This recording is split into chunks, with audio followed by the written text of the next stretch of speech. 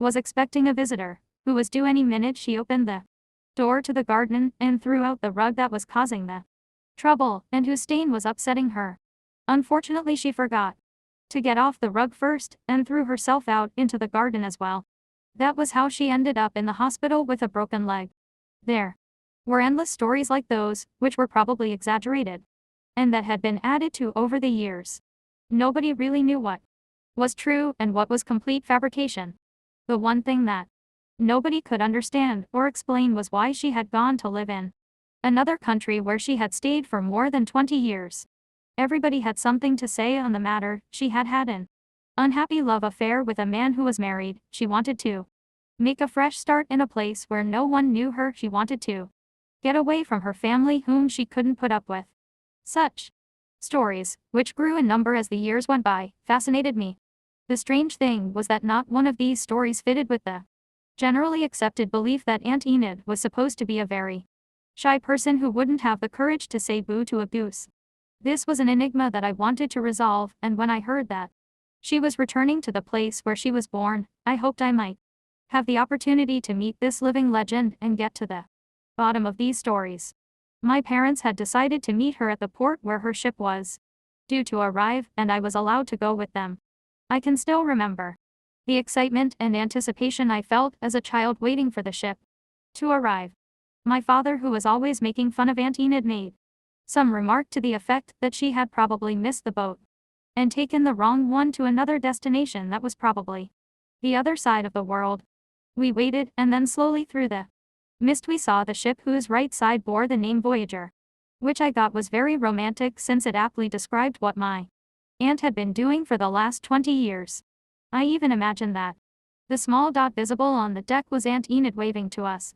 But my father pointed out that what I thought was Aunt Enid was in fact one of the anchors.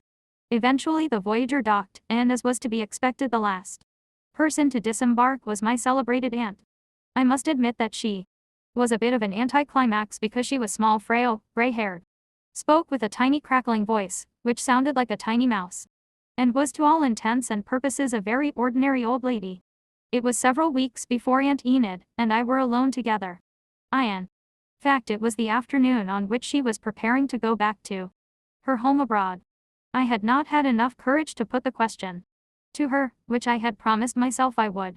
In a sudden rush of confidence I burst out, "Why did you go and live abroad all those years ago, Aunt Enid?" She smiled, that smile for which old people are famous, that combines compassion with wisdom. "I'll tell you on one condition," she replied, "and that is that you don't tell a living soul." I promised. As all the living souls to whom she was referring are now no longer alive, I think it's reasonable to reveal Aunt Enid's secret. Apparently the day on which she left home for the last time, she had taken a train to visit a friend who didn't live far away, but unfortunately she had fallen asleep, missed the station she wanted, and didn't wake up until the train came to the end of the line, which happened to be the very port where we had met her some weeks before. She decided there and then that she would not put up with any more of the jokes which had haunted her all her life, and booked a passage on the next ship, never finding the courage with which to explain the reason for her departure. What you might call a relatively simple explanation. 8. Usage of pronouns, or one thing or another. The one thing that the boss couldn't stand was a hint of dishonesty. Some people believed if you closed a deal by whatever means, then that was acceptable. Others got that you should always be ethical and play according to the rules. And that's what the boss, Andrew, got. He realized that other people got he was too traditional and believed he should see the other person's point of view. But Andrew wasn't having any of that.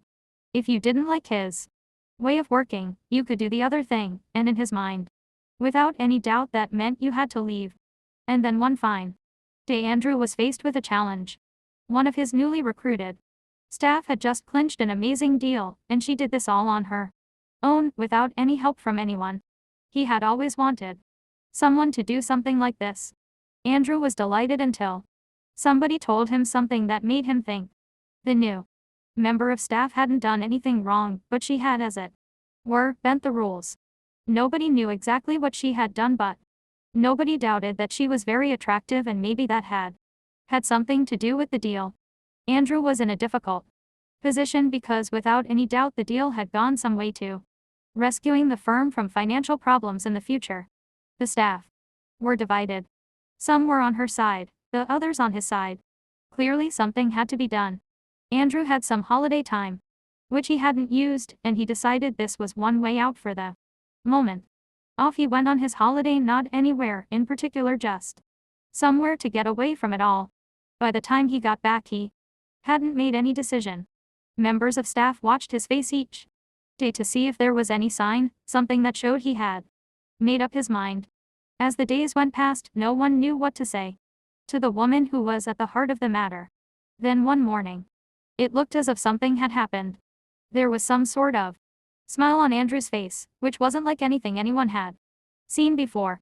Andrew had made his mind up and was going to get married to someone. And the someone was none other than the new member of staff.